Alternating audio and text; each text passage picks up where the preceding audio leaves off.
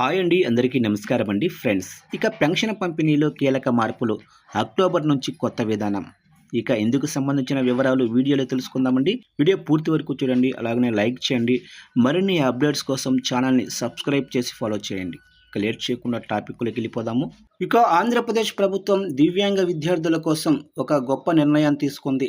ఇకపై పింఛను కోసం విద్యార్థులు ఇబ్బంది పడకుండా వారు కోరుకున్న చోటే నగదు పొందేలా వెసులుబాటు కల్పించింది.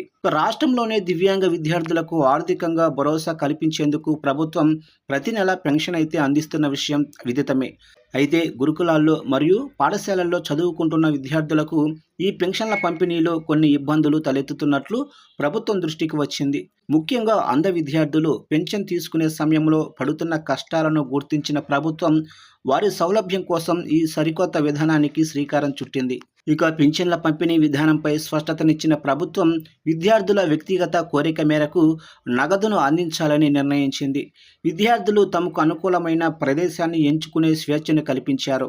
దీని ప్రకారం విద్యార్థుల కోరిక మేరకు వారి ఇంటి వద్ద, లేదంటే చదువుకుంటున్న గురుకులాల్లో, లేదా నేరుగా వారి బ్యాంకు ఖాతాల్లో జమ చేసేలా అధికారులకు తగిన ఆదేశాలు జారీ అయ్యాయి.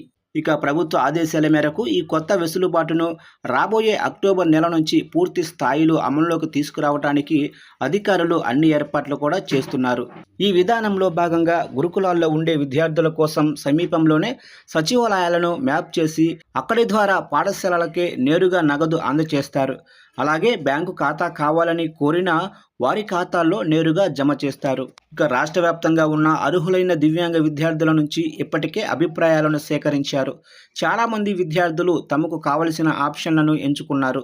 ప్రభుత్వం ఈ సరికొత్త మరియు మానవీయ నిర్ణయం వల్ల విద్యార్థులకు అవసరమైన రవాణా ఖర్చులు తగ్గడంతో పాటు పెన్షన్ కోసం పడే ఇబ్బందులు పూర్తిగా తొలగిపోనున్నాయి.